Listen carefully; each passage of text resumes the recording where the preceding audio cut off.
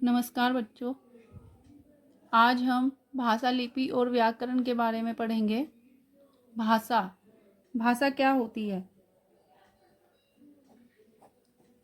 भाषा वह साधन है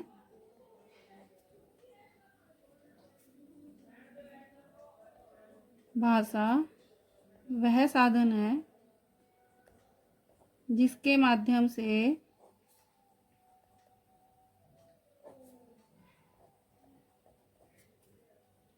मनुष्य अपने मन के भाव या विचारों को बोलकर अथवा लिखकर प्रकट करता है।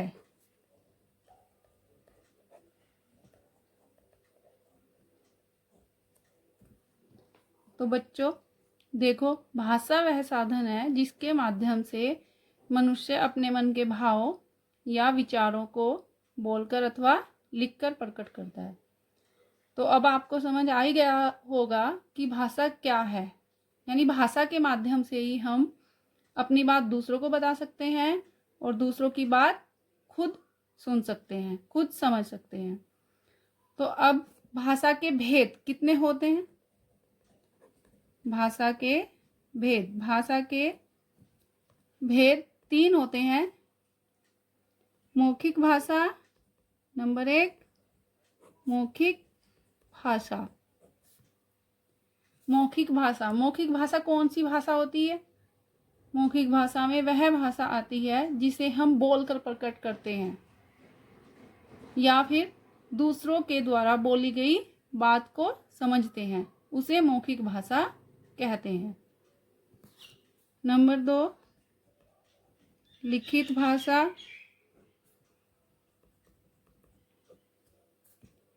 लिखित भाषा में वह भाषा आती है जब हम अपने भावों या विचारों को लिखकर प्रकट करते हैं या फिर दूसरों के द्वारा लिखे गए किसी पत्र को या किसी बात को पढ़कर समझते हैं, उसे लिखित भाषा कहते हैं।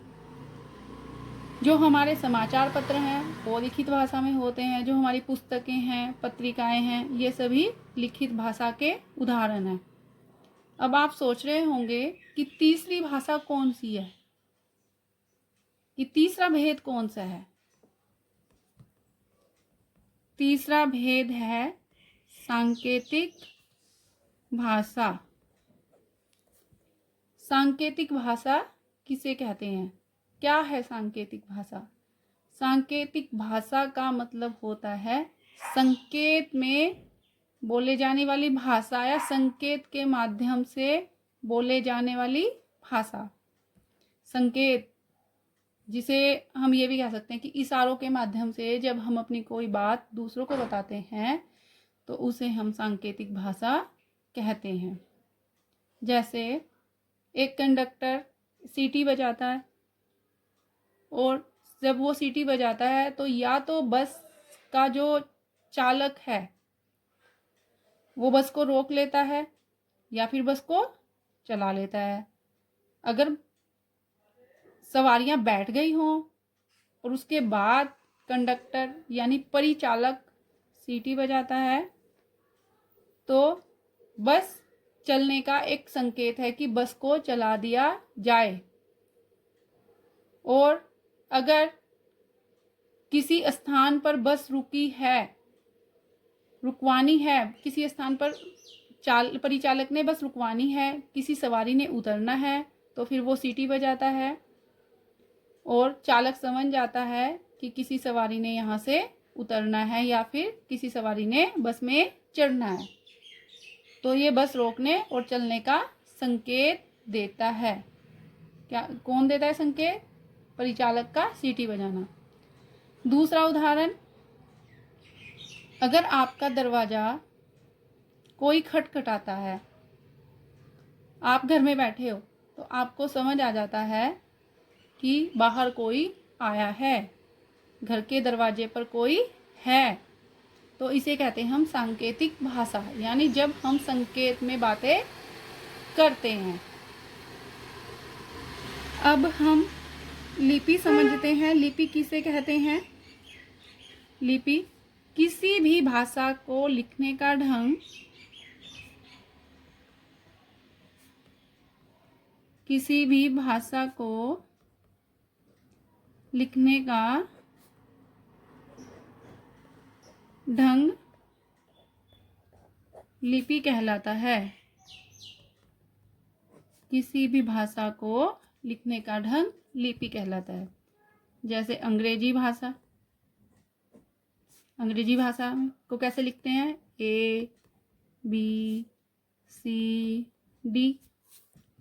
अब इस भाषा में, अंग्रेजी भाषा में, कोई भी किसी अक्षर के ऊपर कोई मात्रा नहीं लगती, कोई ऊपर सिरोरेखा नहीं लगती। इसको लिखने का अलग ढंग है। या हम ये कह सकते हैं कि हिंदी भाषा से अलग ढंग से इसे लिखा जाता है। अब है हिंदी भाषा। हिंदी भाषा को हम कैसे लिखते हैं? आ उ। तो इसे लिखने का अलग ढंग है। इसके ऊपर यहाँ सिरोरेखा लगती है। अगर हम कोई व्यंजन लिखते हैं तो उसके ऊपर मात्रा लगाते हैं, सिरोरेखा भी लगाते हैं। ऊ की मात्रा लगानी हो तो ऐसे लगाते हैं। जबकि अंग्रेजी भाषा में ऐसा नहीं होता। उसमें हर अक्षर लिखा जाता है, लेकिन ऊपर से नहीं लिखा जाता, एक साथ लिखा जाता है। ऐसा नहीं होता कि ऊपर सिरोरेखा लगाई जाए, ऊपर मात्रा लगाई जाए। तो इन्हें, अंग्रेजी भाषा के लिखने का ढंग अलग है और हिंदी को लिखने का ढंग अलग है। तो इसलिए हम इसे क्या कहते हैं? लिपि। तो इसकी परिभाषा क्या हुई? किसी भी भाषा को लिखने का ढंग लिपि कहलाता है। अब आती है बात व्याकरण की। व्याकरण क्या है? व्याकरण है किसी भी भाषा को शुद्ध रूप में समझाने वाला शास्त्र। या हम ये कह सकते हैं कि व्याकरण वह शास्त्र है, व्याकरण वह शास्त्र है जिसके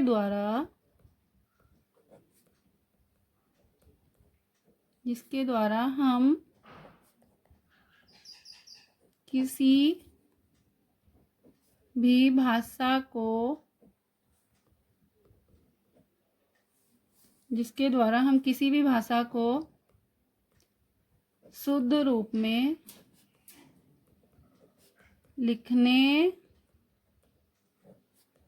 बोलने,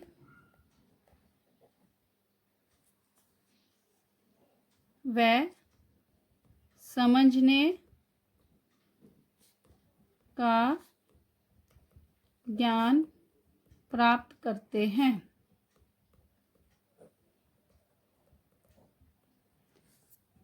तो बच्चों, समझ आया आपको कि व्याकरण के बिना हम किसी भी भाषा को शुद्ध रूप में नहीं समझ सकते। या ये कह सकते हैं कि अगर हमें किसी भी भाषा का पूर्ण रूप से ज्ञान प्राप्त करना है तो उसके लिए व्याकरण की अत्यधिक आवश्यकता होती है। व्याकरण के बिना हम किसी भी भाषा को शुद्ध रूप में नहीं सीख सकते। तो व्याकरण का बहुत अधिक महत्व होता है। इसलिए हम जब भी कोई भाषा सीखते हैं तो उसकी व्याकरण को हमें सही ढंग से समझना चाहिए और सही ढंग से उसको सीखना चाहिए। अगर आप व्याकरण सीख जाते हैं अच्छे से तो आप किसी भी भाषा पर आपकी अच्छी पकड़ हो सकती है। तो बच्चों, आज आपका पाठ भाषा, लिपि और व्याकरण पूरा हुआ।